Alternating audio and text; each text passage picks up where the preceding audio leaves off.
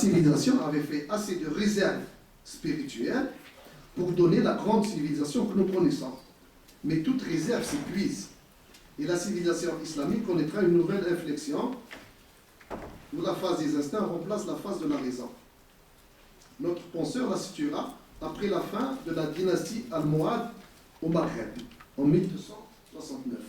1269, c'est la date de la prise de Marrakech par les Mérinides, qui sont les successeurs des Almohades. Mais simplement, bien sûr, Ben Nabi est un maghrébin, et il va fixer, bien sûr, l'histoire islamique avec un repère maghrébin. Mais bien entendu, le repère est aussi oriental, il n'est pas simplement occidental, c'est-à-dire occidental dans le musulman. Puisque 1269, elle est pratiquement contemporaine avec la chute de Bagdad. Bagdad, elle est tombée sous les chutes des Mongols qui vont la détruire en 1258. D'ailleurs, à la différence du premier point, c'est-à-dire le point B, où Ben Nabi va le situer précisément, parce que ça a été un moment dramatique, un moment historique d'une intensité très forte. La décadence, elle est toujours moins nette, c'est pas du jour au lendemain, parce que d'avoir des gens motivés, des gens qui tiennent leur destin en main, qui du jour au lendemain vont devenir les personnes en dehors de l'histoire que nous connaissons dans notre histoire depuis plusieurs siècles. Donc il a fallu un temps de maturation, disons. Et c'est pour cela que Ben Nabi, dans ses différents ouvrages, il ne va pas citer uniquement une seule date, il va donner plusieurs dates. Et ça s'explique justement par cette lente maturation. On peut réfléchir que pour l'Occident, c'est à peu près la même chose, puisqu'il y a déjà des penseurs qui ont parlé de déclin il y a presque un siècle. Par exemple, le fameux ouvrage de Spengler, il date d'environ un siècle. Il l'a écrit juste avant la Première Guerre mondiale, des prémices. Et il l'avait terminé en 1917, et sa parution a eu lieu en 1918. Donc, à la différence du premier point d'inflexion, le début de la phase ne peut être daté avec précision. Dans son œuvre, Ben Nabi cite aussi la période post-khaldounienne, c'est-à-dire après Ibn Khaldoun est mort en 1406, voire la chute de Grenade, qui est en 1492, en passant par la fin de la Renaissance timoride à Samarcande. Vous voyez, c'est l'extrême orient, vers 1450. Il y a eu une renaissance juste avec les descendants de Tamerlan, et surtout, il y a eu une grande figure qui s'appelle Ulugh-Beg, qui a été le sultan, l'émir de Samarcande, et qui est connu comme un grand astronome, un des derniers grands astronomes musulmans. Ce rappel est important dans la pensée de Ben Nabi, qu'il ne veut pas faire œuvre d'historien, mais pour qu'il passé continue à influencer le comportement présent des musulmans. Il rappelle que pour construire un projet d'avenir, comprendre et assumer son histoire est primordial. Il écrit dans les conditions de la Renaissance que le musulman n'est pas en 1948. C'est la date où il a écrit ce livre, où il a presque terminé. Le livre apparaît en 49 de l'ère chrétienne, mais en 1367. Ce qui correspond à la datation de l'Hégire. C'est-à-dire que psychologiquement, c'est les dates historiques hégiriennes qui ont un répondant dans notre subconscient, dans notre psychisme, qui nous parle. Donc ces repères-là se situent dans son ethos.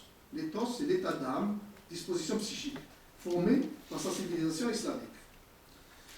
Je ne savais pas qu'en posant cette question, on allait faire un aussi grand et un aussi long voyage historique à travers les différents siècles de la civilisation islamique. Alors on voit également qu'il a une réflexion très poussée sur le concept de civilisation, qu'il a pu développer une philosophie de l'histoire de la civilisation islamique. Mais est-ce que lui, Ben Nabi, en tant qu'intellectuel, en tant que penseur, a-t-il une définition singulière du concept de civilisation? Oui, effectivement. La pensée de Ben Nabi, elle se caractérise par sa fonctionnalité. Les concepts forgés n'ont pas simplement pour objet la compréhension des réalités humaines, mais aussi et surtout leur transformation. Dans cette optique, la définition que propose Ben Nabi de la civilisation est dynamique. C'est celle-là. C'est l'ensemble des conditions morales et matérielles qui permettent à une société d'accorder à chacun de ces individus, dans chaque phase de son existence, depuis l'enfance jusqu'à la vieillesse, l'assistance qui lui est nécessaire dans cette phase de son développement. Voilà la définition qu'on donne de la vie. Ce sont ces conditions, c'est-à-dire l'ensemble des conditions morales et matérielles, qui créent un environnement propice à une dynamique sociale, au foisonnement de l'esprit et de créativité dans tous les domaines. Les grands hommes qui sont les portes et dentards de leur civilisation, comme Platon ou Aristote pour la civilisation grecque, Ibn Sina ou Ibn Rushd pour la civilisation islamique, et Descartes ou Goethe pour la civilisation occidentale, n'en sont que le produit. À cette définition ontologique, Ben Nabi ajoute une définition algébrique.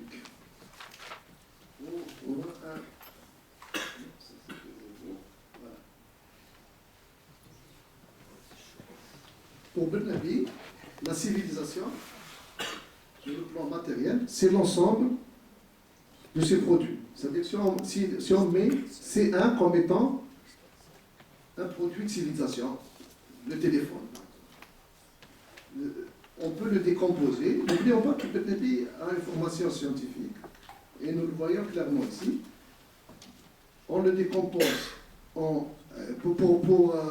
créer le téléphone, il a fallu qu'il y ait quelqu'un qui le conçoit, d'autres qui le fabriquent, c'est l'homme, H1. Le plus S1, c'est le sol, c'est-à-dire les ingrédients qu'il a fallu pour fabriquer le téléphone. Plus T1, le temps qu'il a fallu pour le fabriquer. Et si nous sommons, c'est-à-dire nous avons donc tous les produits de civilisation, de C1 jusqu'à Cn, c'est-à-dire l'ensemble N tend vers l'infini, tendant vers l'infini. Donc, nous allons avoir à chaque fois l'homme qui l'a construit, le sol, c'est-à-dire la matière qu'il a utilisée, et le temps qu'il a. Et si nous sommons, nous faisons une sommation algébrique, nous allons donc avoir que la civilisation, c'est C égale à C1 jusqu'à Cn. Et si nous voyons ce que c'est C1 jusqu'à Cn, nous allons avoir donc la civilisation égale H1 jusqu'à H1 plus S1 jusqu'à S1, T1 plus jusqu'à T1. Donc, S, c'est le sol, qui est un sol aménagé.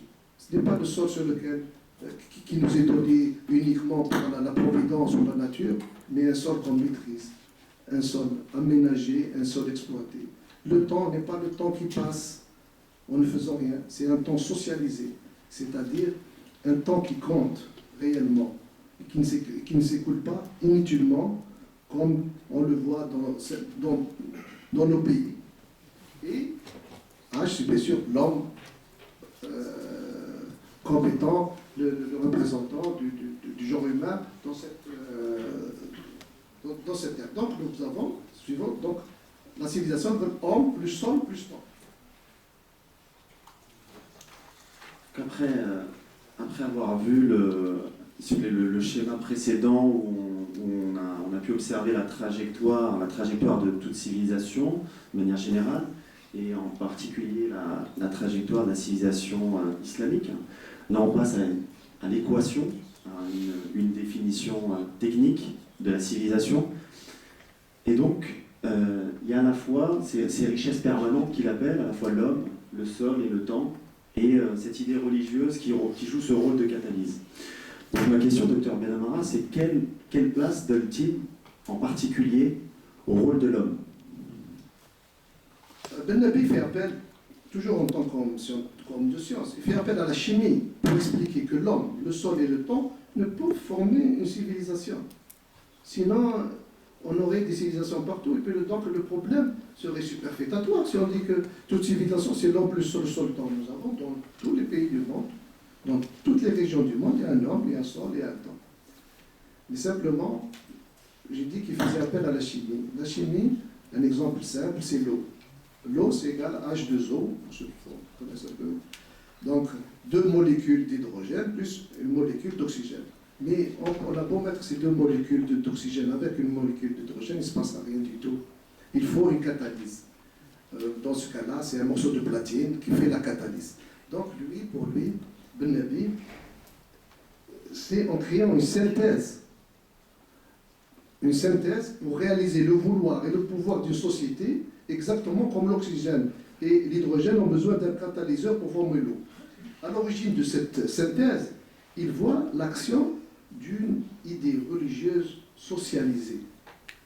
Le terme de socialiser est important, c'est-à-dire qu'il prend en compte les besoins spirituels de l'homme et les exigences de la vie sociale. Les deux vont de pair. C'est ça ce qu'il appelle, lui, l'idée religieuse socialisée. C'est cette idée qui va éduquer l'homme pour en faire l'agent de sa propre transformation, selon le verset coranique. Dieu ne change rien à l'état d'un peuple tant qu'ils n'ont rien changé en eux-mêmes.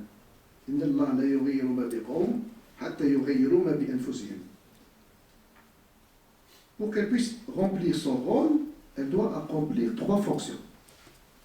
L'attention pour dynamiser l'homme, l'intégration pour forger une société solidaire et l'orientation pour que l'action sociale soit efficace. Pour remplir ces fonctions, elle doit être porteuse d'une promesse, déclinée en promesse majeure et en promesse mineure. La promesse mineure est un objectif qui est à portée d'homme, et la promesse majeure transcende l'horizon humain. La promesse mineure est la constitution d'une société prospère, sereine et autonome. La promesse majeure est la félicité dans l'au-delà, par la perspective du paradis. Ben Nabi pensait, par exemple, bien sûr, parce qu'on va se dire, est-ce que toute civilisation ou toute constitution d'une société dynamique passe par l'idée religieuse?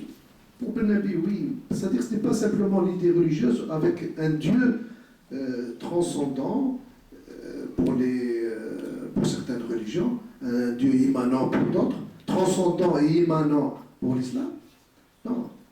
C'est quelque chose qui les dépasse. C'est l'idée religieuse, c'est une idée qui dépasse l'homme. Par exemple, Ben Nabi pense, lui, que le communisme, par exemple, fonctionnait comme une religion. Et que de son cas précis, pourtant on connaît le communisme, il n'y a pas plus matérialiste comme idéologie, que dans ce cas précis, le paradis spirituel est remplacé par un paradis matérialiste, qui est l'utopie de la société communiste, dans le mot d'ordre angélique et de chacun selon ses capacités, à chacun selon ses besoins. Ça, et d'ailleurs, même un homme comme Marx fixe à un horizon très lointain l'instauration de la société communiste, c'est-à-dire où, au fond, nous voyons, ça c'est une petite digression qu'a faite Ben Nabi, au fond, nous voyons un peu les deux extrêmes, disons, de la société, de la civilisation occidentale, l'hyper-spiritualiste qui est le christianisme, l'hyper-matérialiste qui est le communisme, se rejoindre en ignorant ce qu'est l'homme. Là, ils en font un ange, c'est-à-dire qu'il n'a plus de pied, qu'il n'a plus de racines sur Terre. D'ailleurs, ça a été la grande critique de Nietzsche contre le christianisme, c'est-à-dire comme étant une idée anti-humaine contre l'homme. Et le communisme qui, lui, va abolir le besoin spirituel à tel point où le communisme étant né dans une société occidentale où la religion, même si elle a été combattue, elle existe, il va créer un paradis, mais qui est matérialiste. Un paradis sur Terre qui sera dans un horizon très très lointain. Alors docteur, on a vu dans votre schéma qu'il y avait un mouvement, il y avait plusieurs mouvements dans un cycle de civilisation, il y avait une trajectoire ascendante, il y avait une trajectoire descendante. On voit également que l'équation est plus simple à comprendre. Voilà, qu'une civilisation, c'est une équation entre un homme, un sol et le temps. Donc une équation simple, en tout cas à comprendre, avec une idée religieuse qui joue ce rôle de catalyseur. Donc la question qui me brûle les lèvres et que je pense qu'elle peut être même partagée par bon nombre de personnes qui sont présentes ici dans le public, c'est est-il encore possible aujourd'hui qu'il y ait un nouveau cycle de civilisation